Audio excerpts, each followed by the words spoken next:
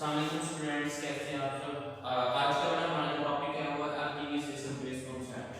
तो बेटा एसिड क्या होता है, बेस क्या होता है। तो जनरल एल्केनों के एसिड जो है वो सॉल्ट बेस होता है और बेस जो है वो बिटर बेस होता है।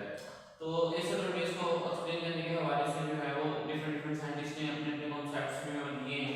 आर्किमीडेस ने अपना कॉन्सेप्ट दिया है, प्रॉस्ट और लोडी, दो डिफरेंट साइंटिस्ट हैं, उन्होंने अपना जो है वो कॉन्सेप्ट दिया है 1923 के अंदर। इसी तरह जीएन ने जो है उन्होंने अपना जो है वो कॉन्सेप्ट दिया है एसिड बेस के हवाले से। इस तरह और मल्टीपल जो है वो कॉन्सेप्ट्स मौजूद हैं, लेकिन आज का जो हमारा टॉपिक है वो ये है कि आर्किमीडेस एसिड बेस कॉन्सेप्ट, कि आर्किमीडेस ने एसिड को कैसे एक्सप्लेन किया है और बेस को कैसे एक्सप्लेन किया है। ठीक है, तो सबसे पहले हम देखेंगे आर्किमीडेस एसिड कहता किसको है। तो आर्किमीडेस कहता है कि एसिड हमारे पास कोई भी एक ऐसा सब्सटेंस होता है जो कि एक्वस सॉल्यूशन के अंदर H पॉजिटिव आयंस देता है। ठीक है, व्हिच गिव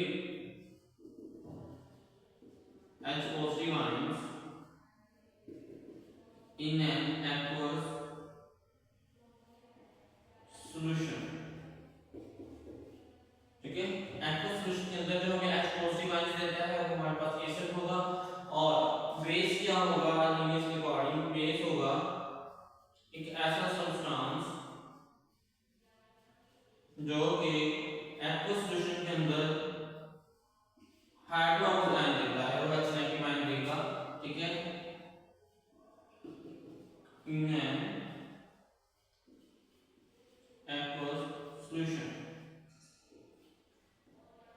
ठीक है, तो हम एग्जांपल देख लेते हैं इनकी।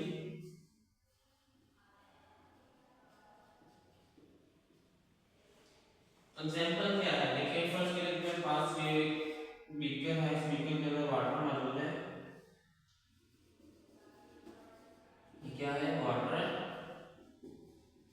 और इसमें मैंने कोई भी सब्सटेंस ऐड किया है। जैसे मैंने सब्सटेंस ऐड किया वाटर के अंदर एक्वस सॉल्यूशन के अंदर, तो इसने अगर H पॉजिटिव आयंस दे दिए तो ये क्या होगा, एसिड हो जाएगा।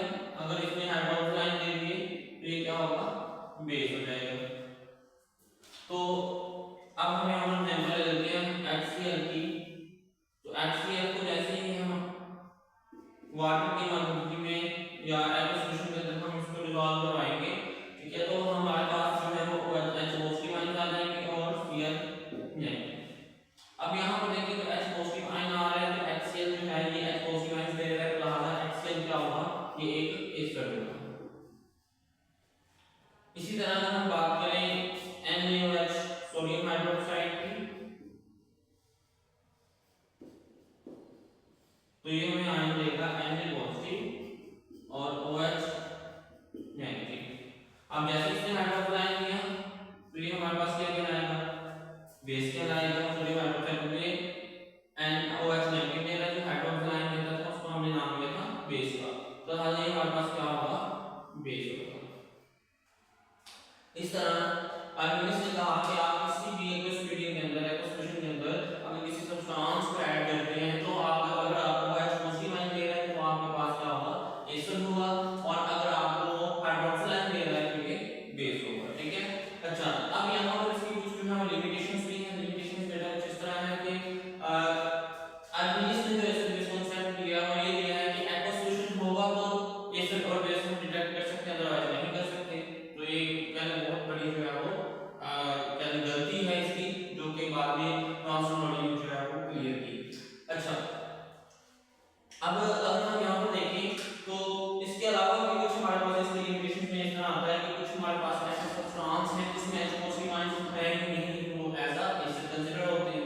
ठीक है, और इसी तरह हमारे पास कुछ ऐसे कंपाउंड्स हैं जिसमें हमारे पास हाइड्रोक्साइड आयन नहीं होता लेकिन वो बेस होते हैं। अगर मैं एग्जांपल दूं तो CO2 जो है, कार्बन डाइऑक्साइड, इसके अंदर कोई हाइड्रोजन नहीं है तो लेकिन ये फिर भी एसिड है। ठीक है, और अगर मैं बात करूं NH3 या अमोनिया की, तो इसमें मेरे पास हाइड्रोक्साइड आयन देखने को नहीं नजर आ रहा है। ठीक है, इसमें हाइड्रोक्साइड आयन नहीं है तो लेकिन ये फिर भी क्या है, तो बेस। इस वजह से इसकी थ्योरी को जो है वो रिजेक्ट कर दिया